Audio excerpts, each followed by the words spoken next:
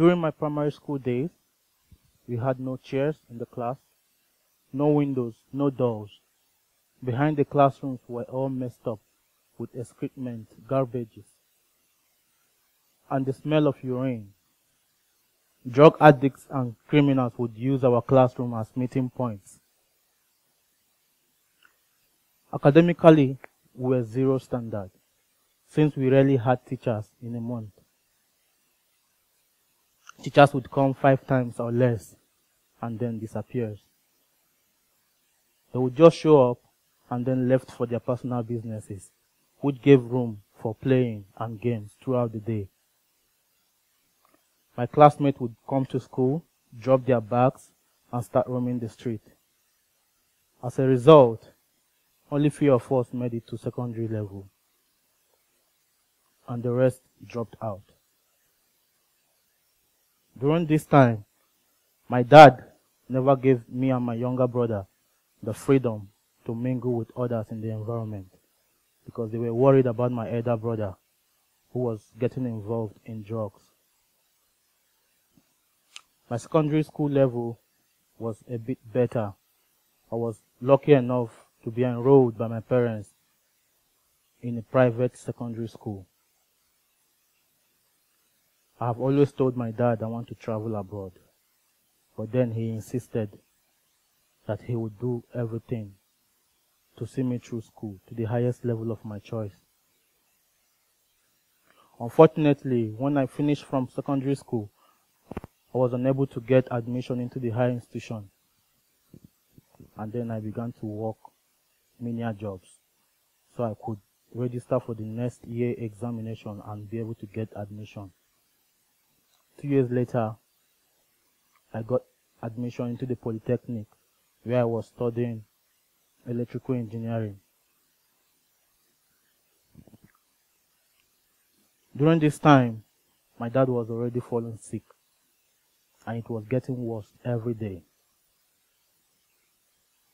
When I come back home over the weekend, and my dad sees me, he began to cry, and then he would tell me he's sorry for disappointing me. I now decided not to see him whenever I come for the weekend, so he doesn't cry or suffer. Later on, my dad invited my brothers and I, and we all sat around him in the living room, and there he began to share properties and responsibilities. And my elder brother, being the eldest, he got the lion's shares, and yet all other responsibilities was put on me. I never disputed him. I promised to do as he had said. From the looks in his eyes, I knew something big was about to happen. And a few weeks later, he died. It was a very big shock to my family, and it badly affected my mom. And it was very difficult for me to cope with it going through school, but I managed. And when I was through with my national diploma in electrical engineering, I was supposed to go for a 1-year industrial training. And if I worked under my field of study over this 1 year, I wouldn't get paid. I would work for free. My mom has been a successful businesswoman, but over these years that my dad has been sick, she has virtually spent everything she had. And after the death of my dad, her business crumbled. She resulted in selling food on the side of the road. Looking at the situation of my family, it was impossible for me, working under my field of study, not getting paid, to go back to school and complete my education. That was how I started looking for other jobs, so I could earn money as much as I can to further my education. I started looking for jobs, and the first job interview I got was to work as a waiter in an exclusive bar. On my way to the interview, on my bicycle, I had an accident, and I broke my eyes. But yet, after the first aid treatment, I insisted that even I was late, I want to go. On getting to the interview, they saw stains of blood on my shirt. And when they asked and I explained, they just asked me to start work the next day as a waiter. And after 3 days, they made me the cashier. And a few months later, I became the manager of the place. Things were really looking up for me. But alas, it was just the calm before the storm. On that day of 20th January 2012, Kano State had the large bombing attack, the Boko Haram, where hundreds of people lost their lives, hundreds injured. And later on, other attacks were going on. This took us unaware that we never believed that this would get to Kano. Actually, it has been happening in other states around the northern region of Nigeria, but we never thought it would get to Kano State. And people left Kano. People fled. My boss himself, he closed down the business and he left. And I lost this opportunity. For my family, we stayed back, not because we don't want to leave Kano State, but because we had no money to relocate. And then I went back searching for jobs. I got a job as a barman. My boss, he was really a kind person. He gave me the opportunity to do my small scale of business where I bought fashionable clothes and I sold to customers, my colleagues, and sometimes even my boss, he bought from me as well. At that time, I see myself as a man of the people because I was so friendly to customers, so accommodating, and a very good entertainer. Customers would prefer that I serve them, even though I was not a waiter. And then, a man, after building his own hotel, he came close to me and said, if you follow me to my new hotel, I'm going to pay you whatever this man is paying you. I'm going to pay you double. I was only a brazen opportunity.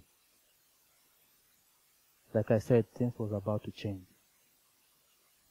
I left to the new hotel, where I worked as a barman as well.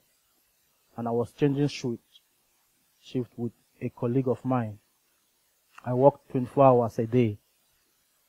It was a busy place because it's a new hotel. I didn't have that time to do my other businesses like the way I did in my former workplace. So I suggested to my manager to give me the chance to supply them wine, since I have contact of where I could get in a discounted price and sell to them and still get little commission from it. I never knew my colleague whom I switch shift with has been manipulating the sales book and have been making away with 10,000 naira every day. And this has been going on for 6 months. And when it was discovered, my colleague fled with what he made from the sales of that day, and I got arrested for it. I got arrested for a crime I never knew about it. I spent 3 weeks in jail. My money with which I supplied them the wines was confiscated to compensate the director of the hotel. And after going through my own sales book, and there was nothing incriminating evidence that was found, then I was released. At this time I was so devastated, so hopeless. I asked for my money, and they never gave my money to me. Then I resigned. I was thinking I was having lots of thoughts inside of me. Is it better that I follow the path my other friends took? Maybe go for money ritual, or go for drug, pushing or armed robbery, but I couldn't do any of this. I kept pushing. I kept working hard. I resulted in driving tuk-tuk. In Nigeria, we call it keke napep, which I had to rent it and pay 2,500 every day, and I barely made 3,000. Sometimes I don't even make 2,500. It was really a step back for me. I had no option to go back to my boss and apologize to him. And I did. Luckily, he accepted me. Even though I was getting a better salary now than driving tuk-tuk, yet I wasn't happy inside of me. I now decided to have my chances abroad. I told my mom about it.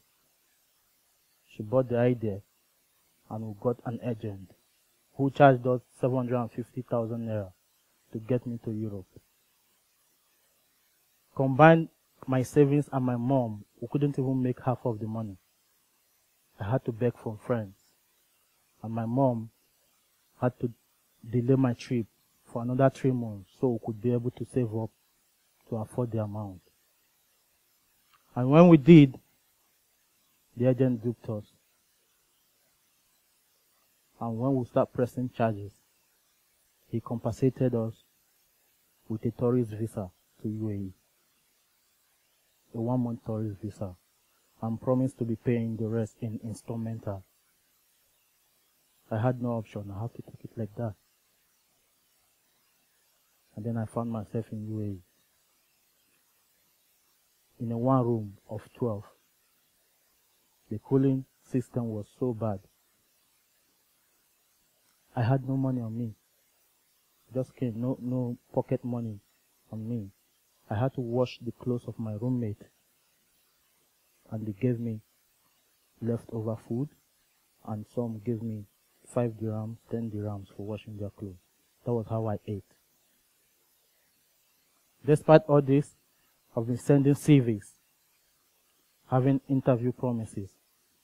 Yet, my nationality as a Nigerian was an impediment for me. And when I asked why Nigeria had so much bad reputation in UAE, I was so ashamed to be a Nigerian. But then, I promised myself that if I get a job in UAE, I want to prove to my company and to the rest of the people, to give them the reason why they should employ other Nigerians, to give them the reason why they should know that there are other good Nigerians as well. 3 weeks passed, I didn't get a job. And then I later got a call from SERCO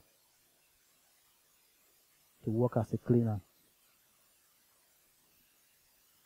I got the job, I finished my interview.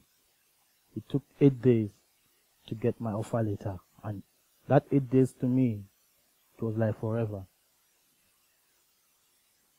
And later, I got the offer letter. And I was asked to exit, to wait for my visa for 3 weeks. But my visa came in 2 weeks.